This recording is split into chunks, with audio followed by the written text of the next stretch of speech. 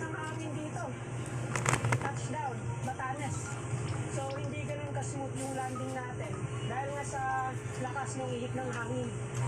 Kung gaano ka-init yung panahon doon sa Luzon, o doon sa mainland Luzon, ganun naman kalamig dito. Dahil nga sa lakas Ano ng ba? hanginan. Oh, lasa nga to.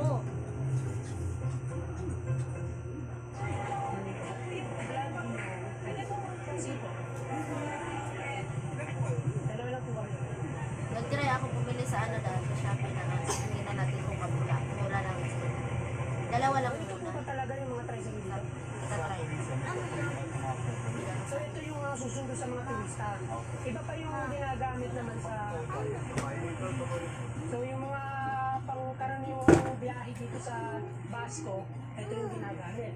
Pero kung halimbawang susundo ng mga turista o mag-tour dito sa Basco, ayan, ito yung mga ginagamit nila.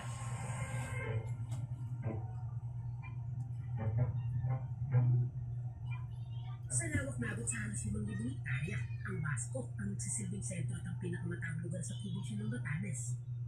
Makikita sa sentro ng bayan ng mga hotel, kainan, bangko, samot-sarang tindahan, naglalakihang opisina ng gobyerno, ospital, paliparan, at maging ang mga konkretong daunan. Morning po. Ano po yung salita niyo dito? Ibatan, mayroong mga Ilocano dito, ano naman na, Tagalog naman pwede.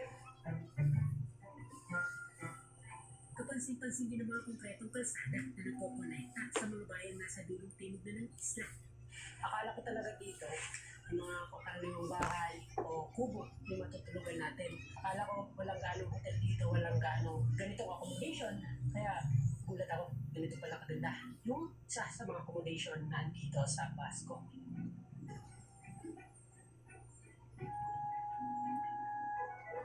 Maghapon masama ang panahon sa buong Batanes, kaya't minabuti na muna namin magpalipas ng Dandan ka. Ako na bahala. sa dulong bayan ng probinsya. Tingnan nyo naman kung gaano kalakas ang hangin dito. Kahit na ganito yung panahon, kailangan natin ituloy yung ating biyahe kasi nga limitado yung panahon ng pananatili natin dito. So, kailangan natin matapos yung ating misyon, maulan man, maaraw, mahangin man. So, negative yung bangka, walang bumibiyahe dahil nga sa lakas ng alon. Taming aeroplano lang, yung pwede nating masakyan papunta doon. Mami! Asan na yun? Asan na? Habang inaantay ang oras ng lipad namin, ay sakto kararating lang din ng isa sa mga kaibigan namin Then, tingnan kakagaya na lang sa muna natin. Ikbayan.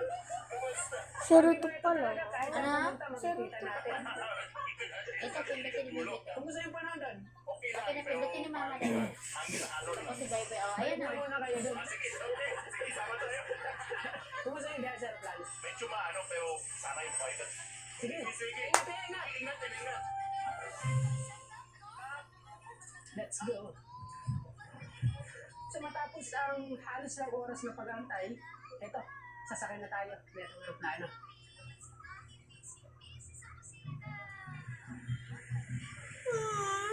Guys, bye-bye. Mga ganito na plano ng airspeed, flight line, at stay pasada Sarap makikita ang lumilipad papunta Ano? sa isla ng Ikbayan.